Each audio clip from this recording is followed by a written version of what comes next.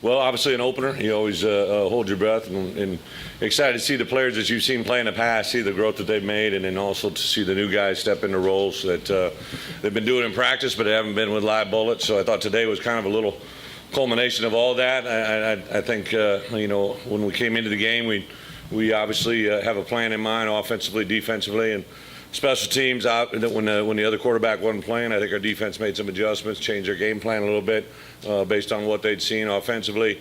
Had so many new guys. Obviously, we had a new lineup with Ty Clary in there and Johnny Gibson at right tackle, but had 3 running backs really that hadn't played a lot.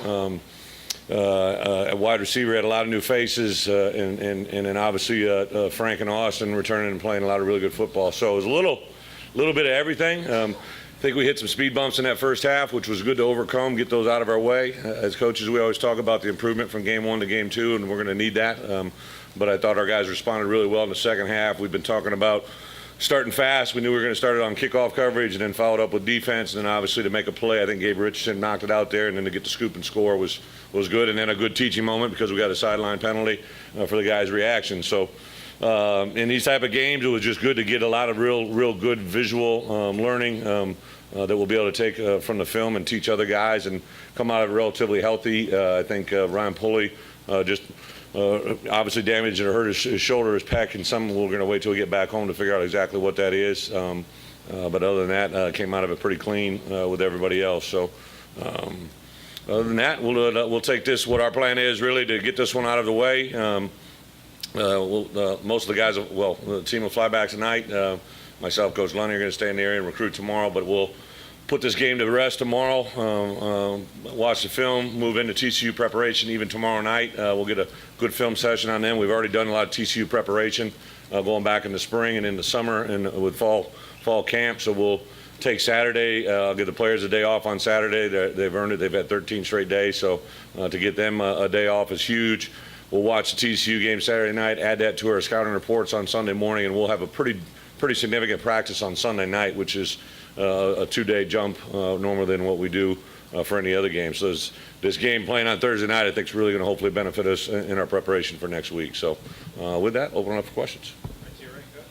Coach, not a bad debut for Chase. Yeah. What is it about him in game 1 that he's able to step on the field? I'd kind of reserved saying anything about him. It was very easy to see once we had him. Well, on film, he's a great player. Now his level of competition in high school was a little bit different, so we didn't know how well it was going to translate. But as soon as he came to campus, the ability that he has to learn, regurgitate the game, and understand the way that we play here was quick, and you could see right away that he's going to have an impact. Knew we were going to play him. Couldn't be happier. I thought he was a little loose with ball when he first started repping. He's really concentrated on ball security, and that was pretty good today. But as you can see, he can make a lot of things happen in a short amount of space. He's very dynamic. I think the combination of him, Devois, and David really have 3 really unique players at that position that kind of will present an operation or a preparation nightmare for our opponents, I believe. Brady, you said in camp you come up with 1A, B's, 1B, 1C. Yeah. I mean, how did you feel it was as a rotation overall? Devois had gotten in, had a little bit of limited prep the 2 weeks prior, but was cleared and healthy for game day. So he was, I think, just needed to work off some rust. We wanted to rep him in the first half.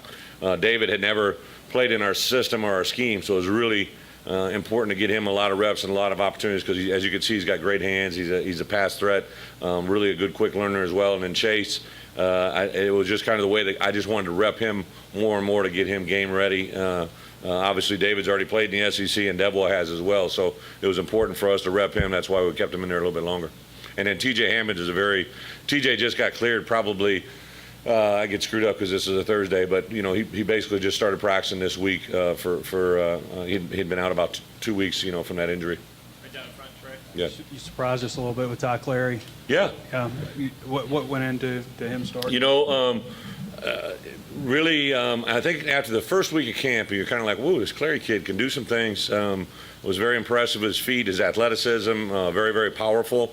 I remember Herb came up to me after the first 2 weeks of summer camp, and he says, "This Ty Clary's lower body strength is unbelievable. He's really at a third or fourth year player just strengthen his lower body, which is obviously a great indicator for O-line play.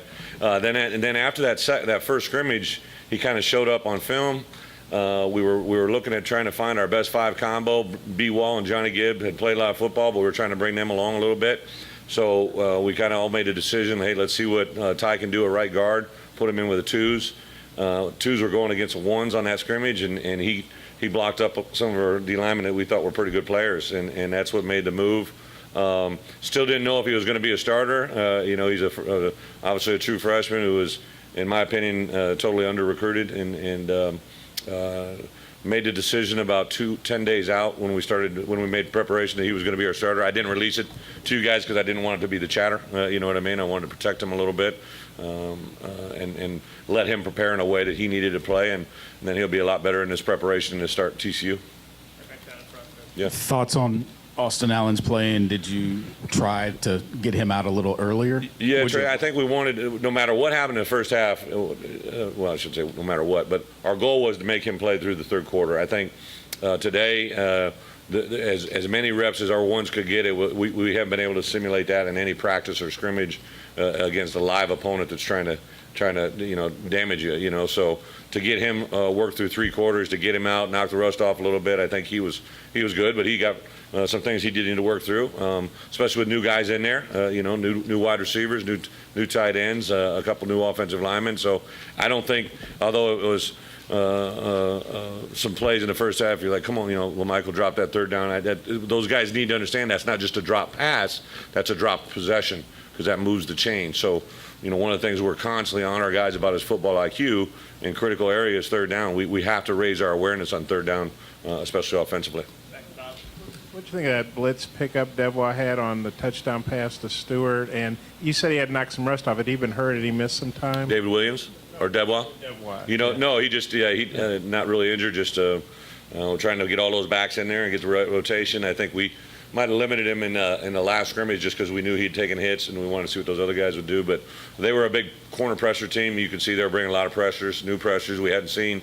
And I think blitz pickup is the last thing that a running back, been very successful at that position, and without a glitch, it's always PBU pass blitz pickup that is usually the last thing a running back. He doesn't go to college and say I can't wait to run blitz pickup. You know what I mean? He's into running routes and running plays, not necessarily taking on a big linebacker or somebody. So that's the last part of Devois' game, and I think he's done really well at it. You're right. Bret, your defensive speed, do you think it showed up tonight? I do. Clay, I was really happy with just the way the guys ran the ball. They tackled pretty well. I thought overall, I don't care what level you're at. I mean, a guy with a football, they have some really good players, some good athletes over there, and to tackle as efficiently as we did. And then there was a couple great examples that probably go without being noticed to the untrained eye, that we just leveraged the ball really well, turned it into pursuit. Case in point, to start the second half, I think that play was created by the leverage that I think Andre Tolliver got, forced it in, and I think Gabe got the strip, and then Andre got the fumble recovery for a touchdown. There's another play, I think Jake Hall got a sack, or his first sack out there today, and it was an under move by Randy Ramsey that flushed the quarterback into him. So there's a lot of really good moving parts on the defense side of the ball that you funnel the football to get a guy to make a play, and it was very, very evident. To the left along the wall. Your Hog and Razor each had a sack. Is that what you expect out of them to get to the quarterback? Well, we ran through quite a few guys. I think Randy actually plays both. Based on our personnel groupings. But Randy, to me, has been a guy I've been real quiet about. I just think he's got some special skills, and he's just beginning to scratch the surface how good he really can be. I give a lot of credit.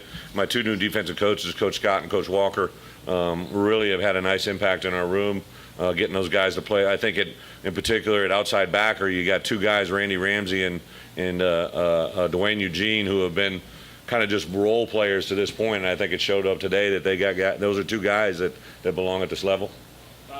Rich, what'd you think of the 3-4 debut overall? Well, gave up minimal points. I don't think they had a lot of big plays. Again, we put it out there to try to get our guys lined up efficiently. I don't think we had not any glaring misalignments.